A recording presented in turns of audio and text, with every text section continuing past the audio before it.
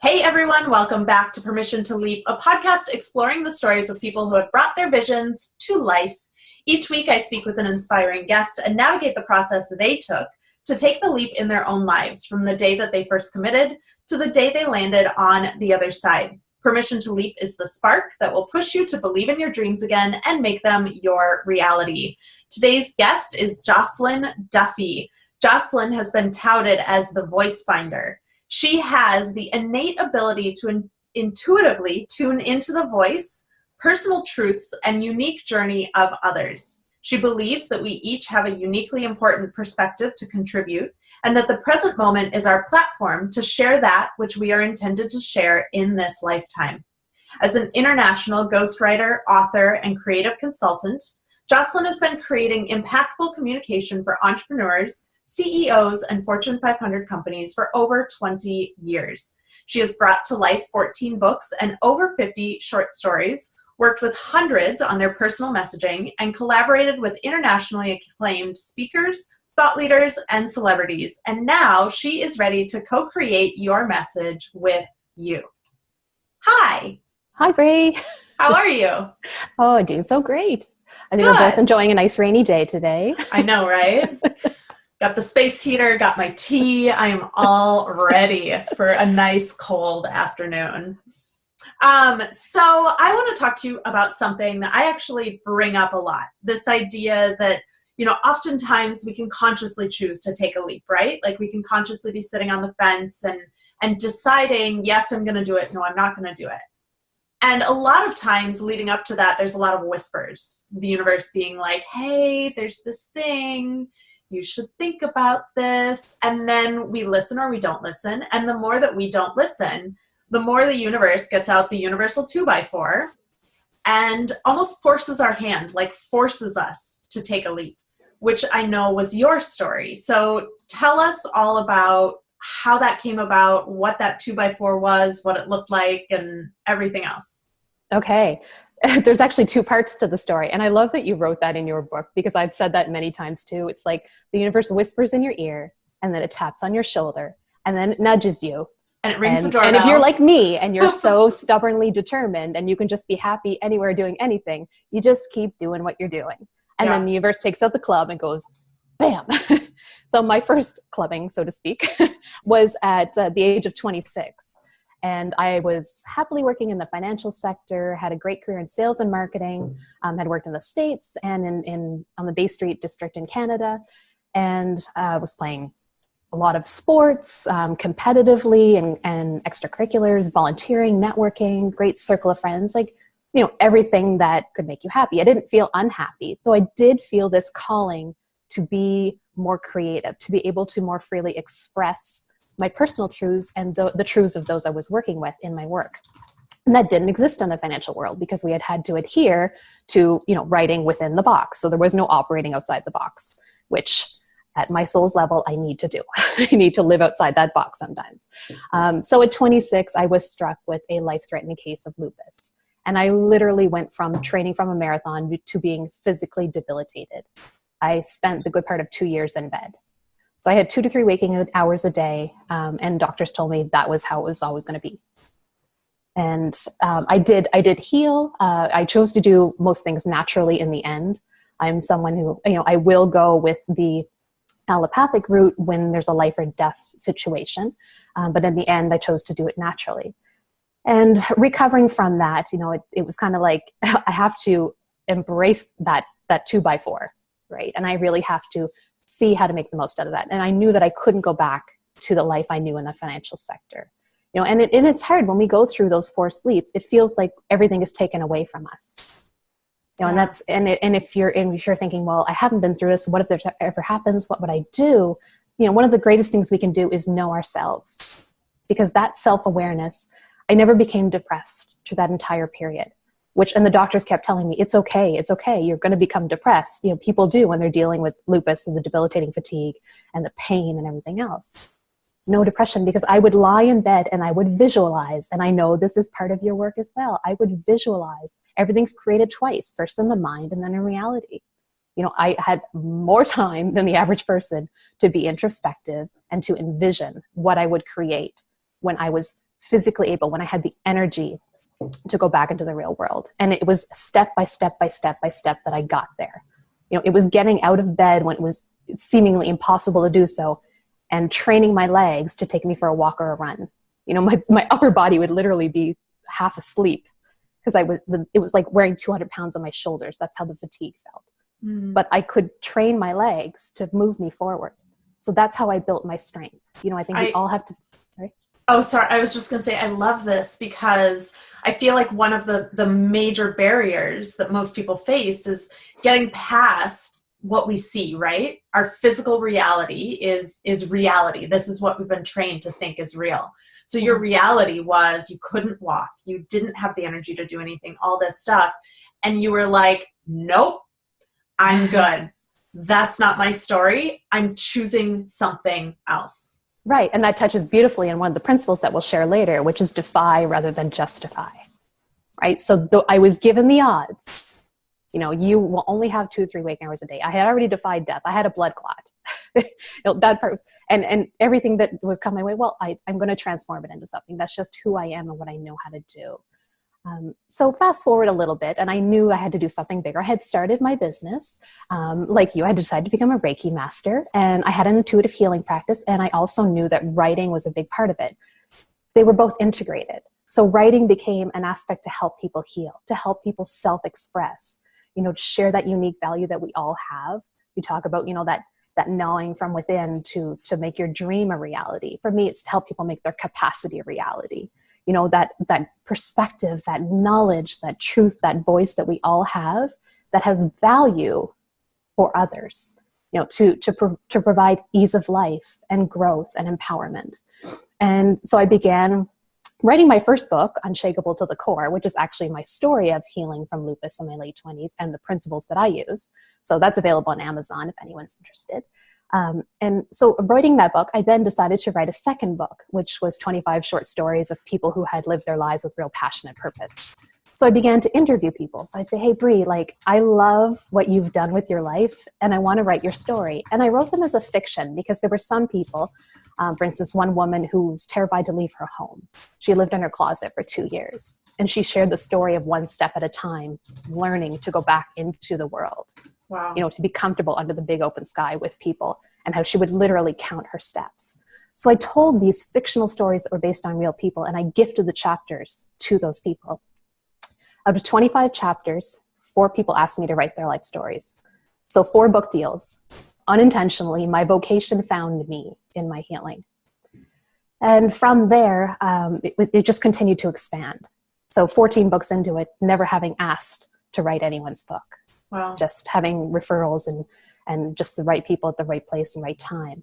And I was in Nova Scotia in Canada at the time, though I knew that there was a bigger calling. And I was drawn to the West, and I didn't really know where it was. And I was also very patient. Sometimes I'm a little too patient. Sometimes I do need that 2x4 to get me going because I can't find happiness anywhere. I have the opposite problem. I'm too impatient. I want it all yesterday.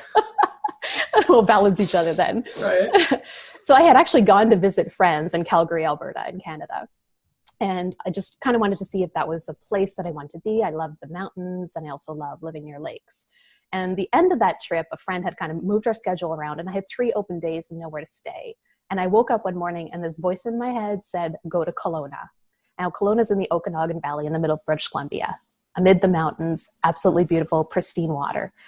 Changed my flight, went there for 3 days. I ran, I biked up the mountain, I met people. And by day 3, I said, I'm moving here. So I went home to the East Coast, 3,000 miles away, guesstimating, and packed everything I owned, sold all of my big stuff. I had 4 suitcases. 6 weeks later, on my 35th birthday, I was moving to Kelowna. And it was this calling to be of service there. And it was incredible because I think when we take those leaps, as you said, it shows us our potential.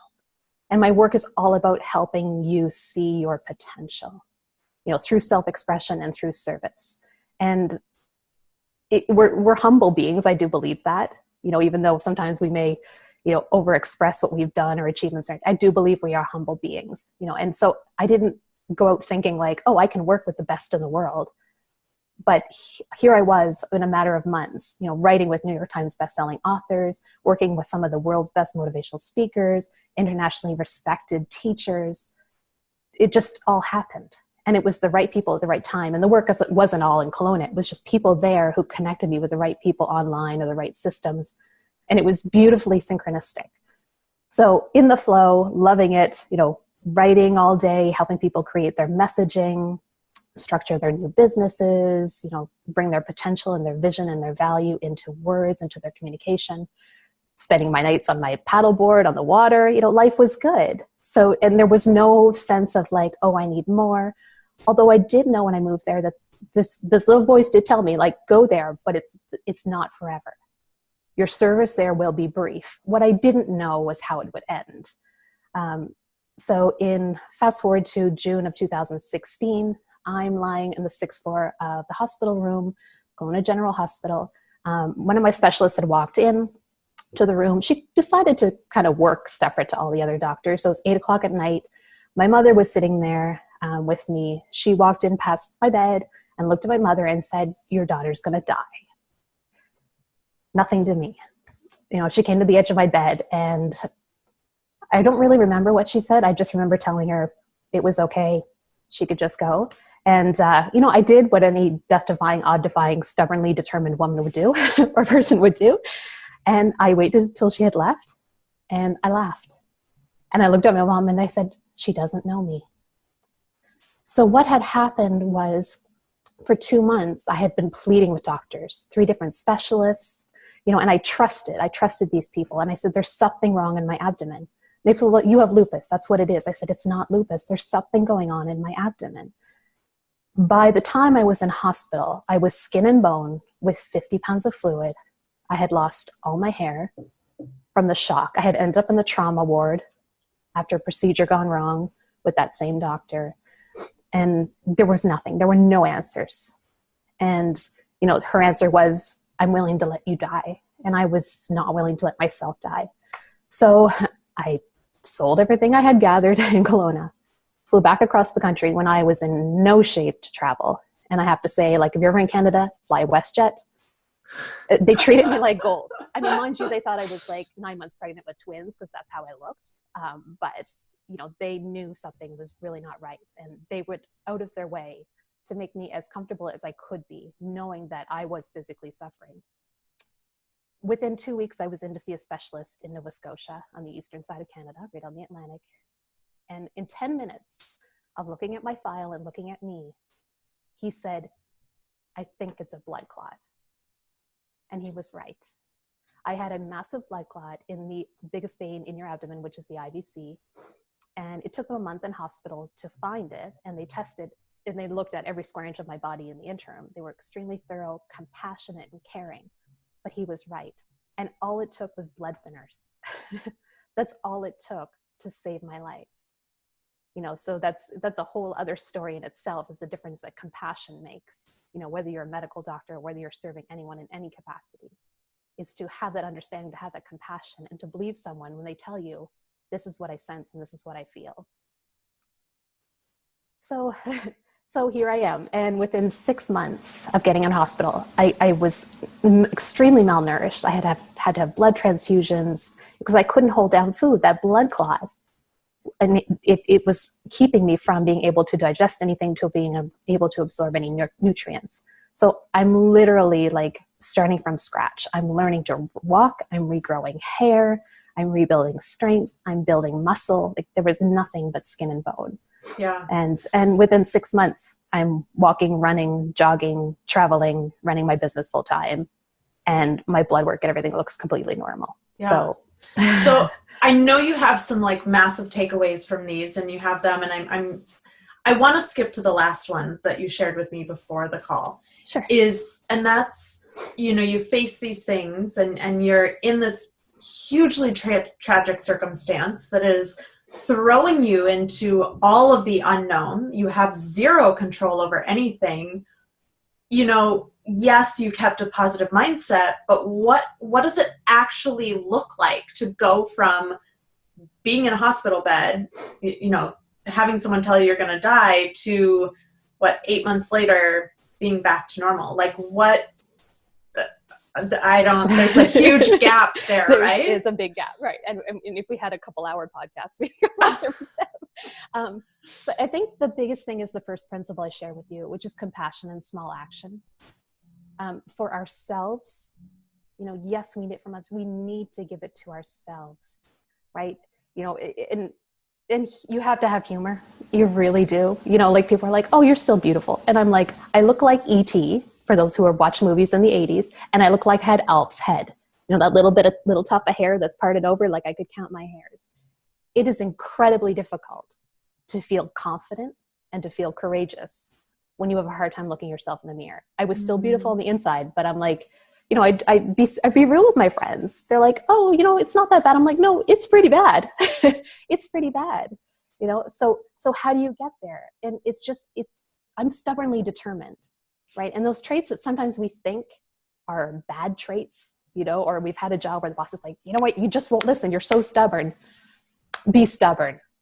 I was stubborn. Thank you. I am stubborn. Thank you. Stubbornness, it will save your life. It saved my life because I knew, our life prepares us. Life doesn't give us what we can't handle. No matter how hard something seems, you have what it takes to handle it.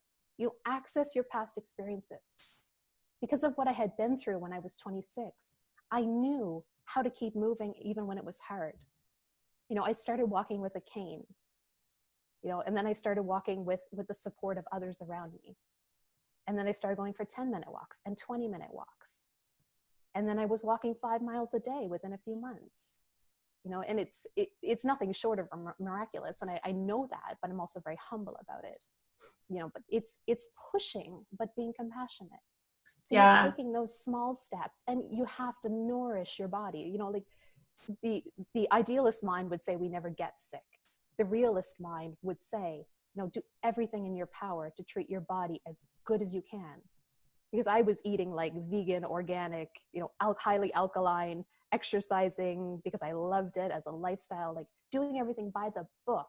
It doesn't guarantee that there's not a greater soul purpose, or right, as some would say, bad luck, depending on which way you see it. Like some things just happen, and it's part of our path. And so I think we need to, be compassionate with ourselves, go easy on ourselves. But at the same time, you know where the bounds is, where you take a step and you've gone a little bit too far. You've pushed too far. That, whether you're healing emotionally from a loss, or you're healing physically from illness, or you're healing financially from a hardship, and you're like, oh, that was just a little bit too big of an investment. I need to step back a little bit.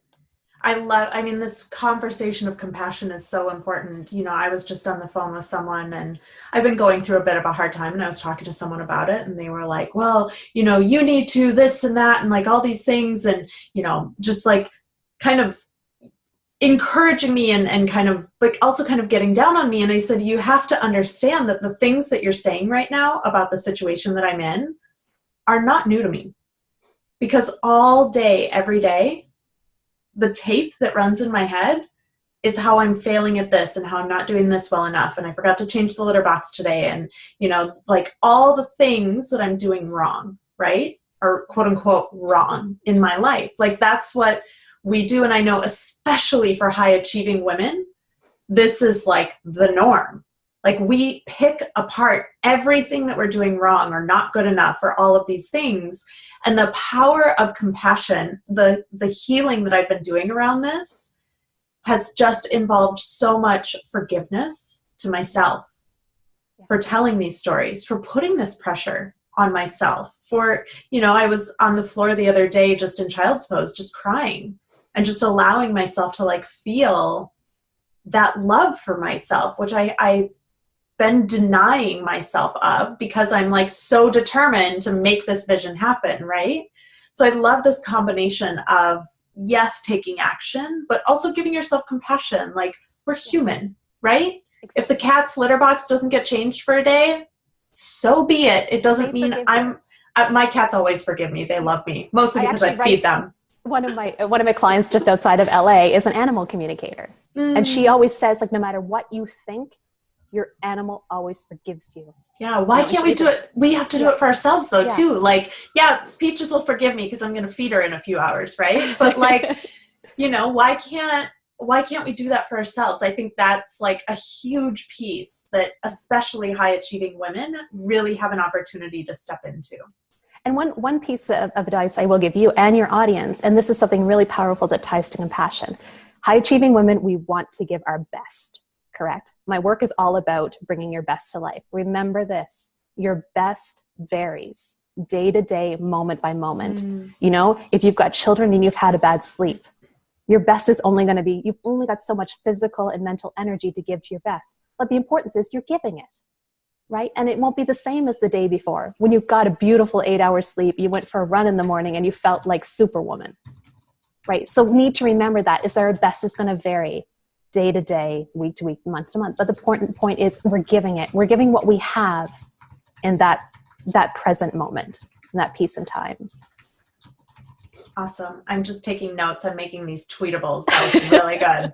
Your best varies day to day, week to week, month to month. The important part is that we're giving it. I love that.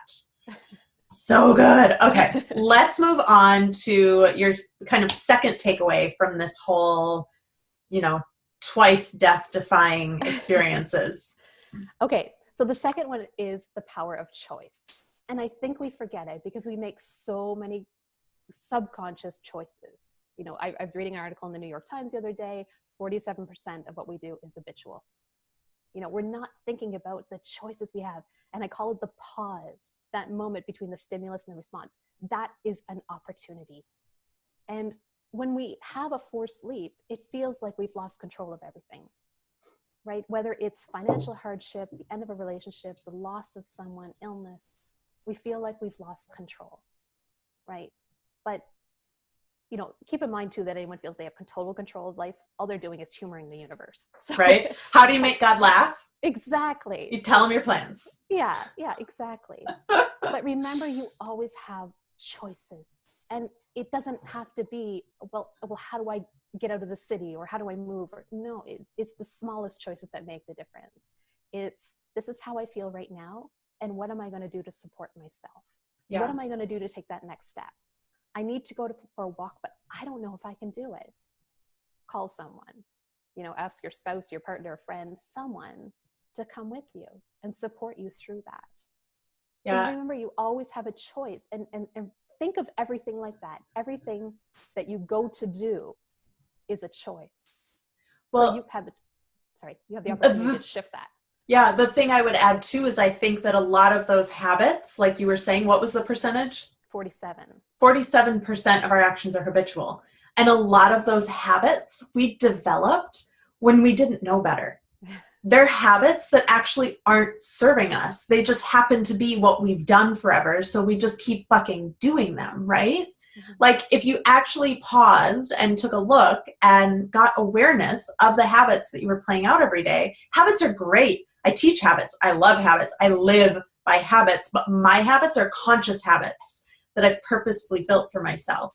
And even, you know, you laying in bed for 2 years, having the choice to be a victim and to never walk again, or to choose to visualize the life that it was that you wanted. You had that choice. And in that pause, you chose to empower yourself and regain, quote unquote, control over your situation. Yeah, absolutely. Yeah. I love it. We all have that power. And I think that's why it's the power of choice, right? And it's not about full control or overpowering, you know, another or something. It's about empowering, right? And that's what choice does. And that's a big part of my work. It's our voice and our choice, right? And that's our source of empowerment, not only for ourselves, but how we empower others. You know, be the example. I love it. And it rhymes, guys. So good. All right, let's talk about the next one. This idea, I think you briefly mentioned it a little bit earlier, this idea of defying the odds. Yeah, so I say defy rather than justify. Because it's easy to say, I can't because, you know, I can't keep running my business because I'm in bed. Sure I can. It's called a laptop and a tray and, you know, and all the, you know, online capacities that we have. So defy means, you know, the doctor told me I was going to die. Use it wisely. And, she was willing to let me die. I was not. I chose to defy the medical odds rather than use a medical condition to justify why I couldn't do something. So defy strategically. I mean, don't go out there and be a total rebel, but be a rebel for a good cause. Be a rebel for your growth. Your be a life. Rebel to be an example for others. Be a rebel to be a contributor, someone who initiates positive change for yourself and for others. So that's what it means to defy rather than justify. I love it. I'm big right now into like taking responsibility. And this totally aligns with that. Like, you get to take responsibility for whether you're going to be a victim to something in your life or whether you're going to do something about it.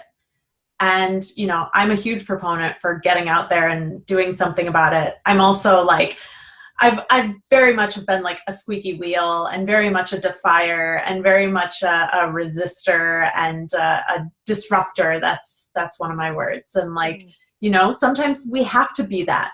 And so I love it.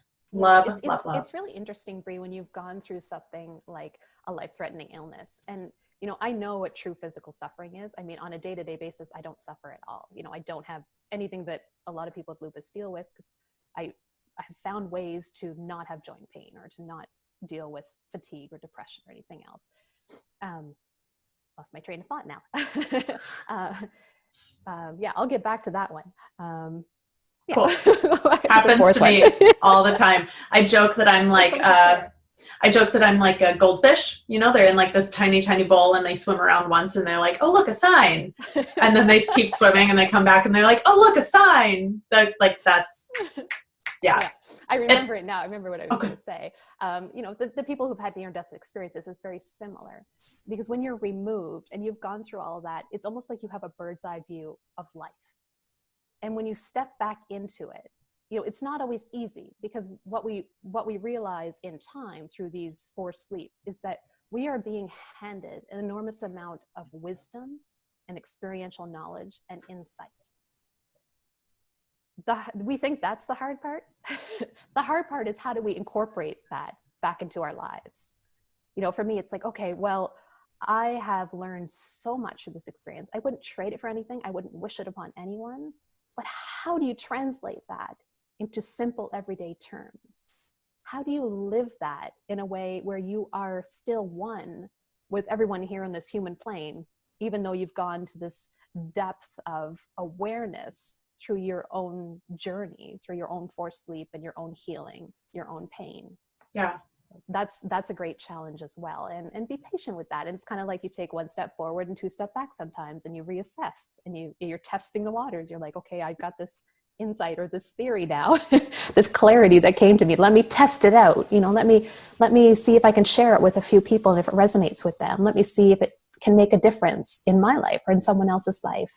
Oh, wow, it really does? Okay, let me help more people with that now.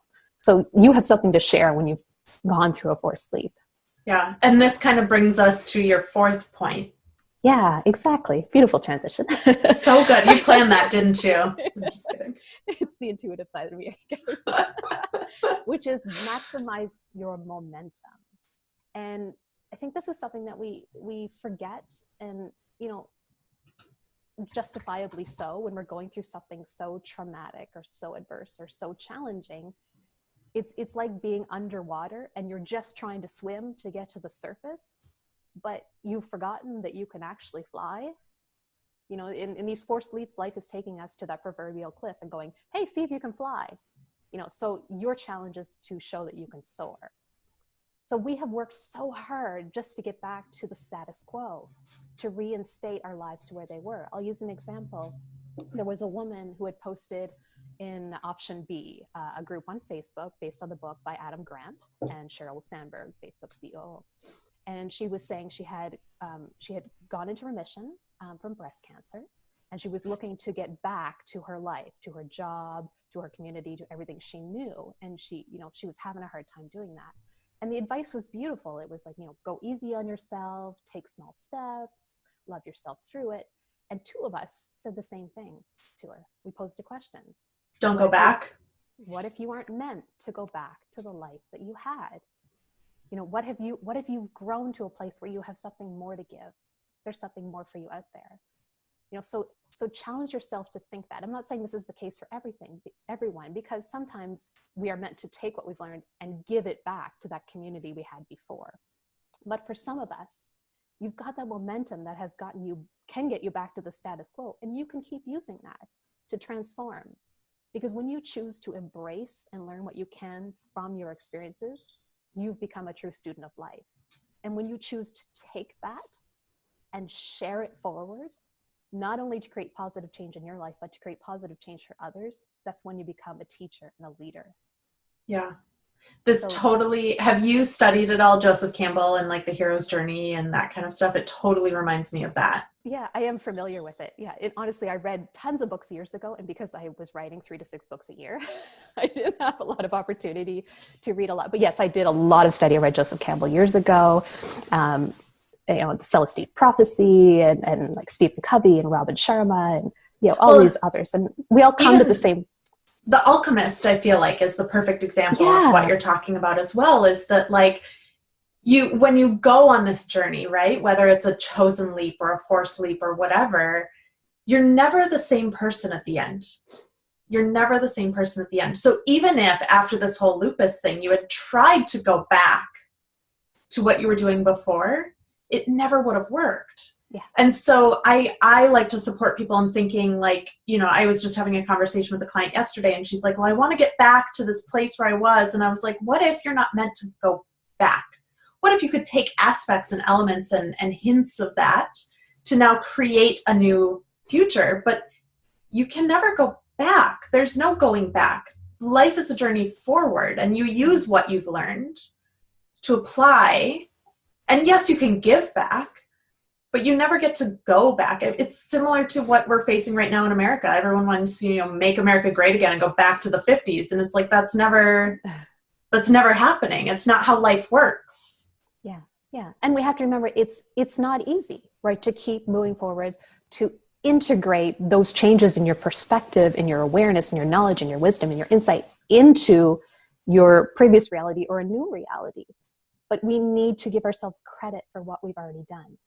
So if you were sick and you've had cancer and you've gone into remission, that took a heck of a lot of work. So we need to give ourselves more credit and more compassion. Become an observer of yourself, right? Take stock of what you've actually done and access that strength, because you had it, but you might have just been in the survival mode of trying to get to this point where I just have to get back. I have to get back to my status quo, my previous reality, right? But take a moment to look back and notice what you've done.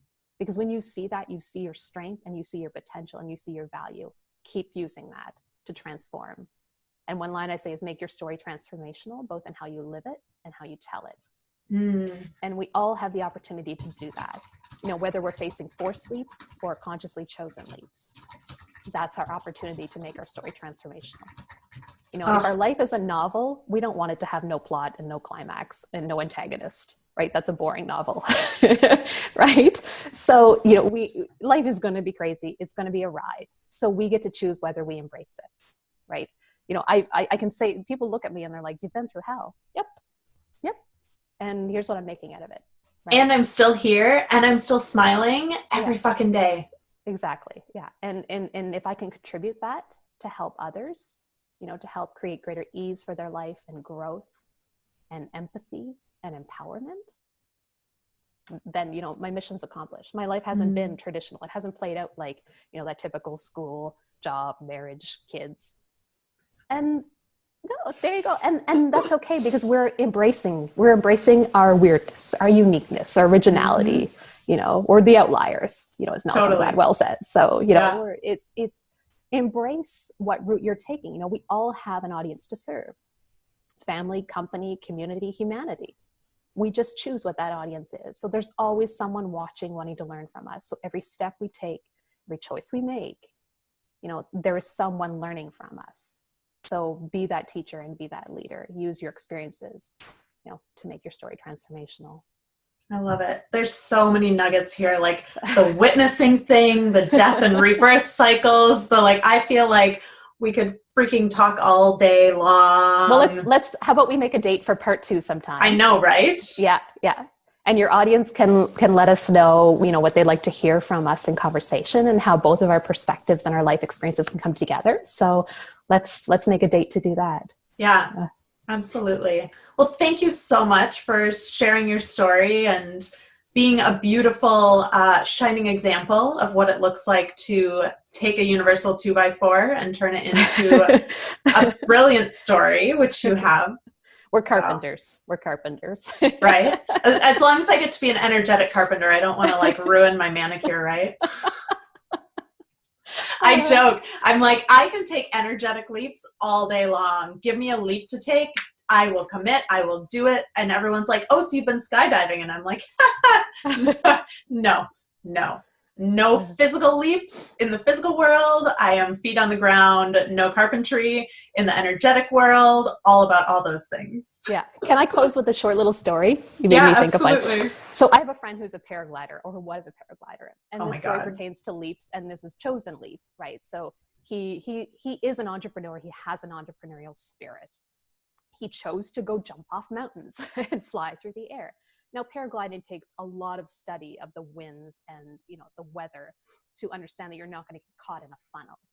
Well, I was reading that I think it's 17 and 200,000. They did a study in Turkey, people that get injured, and some of them seriously so. Well, CJ jumped off a mountain one day, got caught in the wind funnels, and got thrown into another mountain. So he was airlifted to hospital 3 hours away, and his spine was shattered. And they rebuilt it with plates and with bolts. Now, the entrepreneurial spirit, I'm huge on the entrepreneurial spirit because I do believe it can save our lives. It saved my life, right? Thinking outside the box, being a problem solver, being optimistic. Within a year of rehabilitating, CJ and I were very similar. We had to learn to walk again. He started biking up mountains. He stopped paragliding. He sold his equipment. But he found a new way to make that leap. So instead of jumping off the mountain with a parachute, he decided to bike down the mountain. So that was his leap, was getting up there on his bike and getting back down there. It was nothing short of miraculous, because his spine is pure metal. He's not supposed to be able to do that. But he just found a different way. Sometimes we have to adjust our leaps, right? And that was his chosen leap, to get that high off that mountain. He just found a different way to do it. So something for your audience to keep in mind too is that, our leaps aren't always going to turn out, whether they're forced leaps or whether they're chosen leaps. Sometimes we have to readjust our plans. Yeah. Right? And to be flexible and open to do that. And if we start making little changes in our lives just to get used to change and getting comfortable with it, then we become more adaptable and find that easier to do. Yeah, that's what I say with my fashion brand, that between running a fashion brand and running a coaching brand, my why stayed the same. His mountain stayed the same. You just found a different modality of going up and coming down, right? And we get so attached to this idea that it has to look a certain way. But the more open and free we can be, the universe will surprise you, And don't get rid of the mountain, right? Even though it feels like the universe has pushed you off that proverbial cliff, don't hate the mountain, right? CJ didn't hate the mountain. I don't hate lupus, right? Love your experiences. They were your teachers, right? Embrace them and use them to share something with the world. Tweeting again. Good. Got it. For anyone that's listening that wants to see which pieces of gold that I pulled out, there are tweetables in the blog. You can go on and tweet all of the things. Also, tell people how they can find you. You can find me on my website, which is joscelynduffy.com, JOSCELYNDUFFY.com. And for your listeners, I have a gift. So Joscelyn Duffy /gift. That's and right. A lot of the principles that I've shared today, incidentally, are those that I also use in helping people share their value. So the gift I have for you is called Valuable You. It's how to increase the visibility and viability for those of you who are business owners and entrepreneurs. So a lot of the similar principles in there to really help you not only find your voice, but really embrace, connect to, and communicate your value to your audience. So good. So if you head over to my website, the show notes for this podcast, I will have links to the tweets, the gift, and Joscelyn's book on Amazon that you can go check out. So thank you so much. Thank you, Bree. Oh, it was so enjoyable. Amazing. This was so good. I feel like every interview I do, I'm like, no, but this was the best one. But this was the best one. Like, this has been such a joy. So thank you. Oh, thank you. And I encourage everyone who's listening, go out there, share your story, have these conversations. That's how we really empower and awaken so much within ourselves and within others. So the power of words and the power of communication, that's my life. I love it. Well, everyone, all of our listeners, thank you for joining us. As usual, if you're looking to take your next big leap, go check out Permission to Leap, my book on Amazon that will help guide you through the leap process, whether it's forced or chosen. All the tips are in here. The world needs you. If you listen to this, I close every episode. The world fucking needs you. So however you need to, whatever it takes, go say yes to your leap.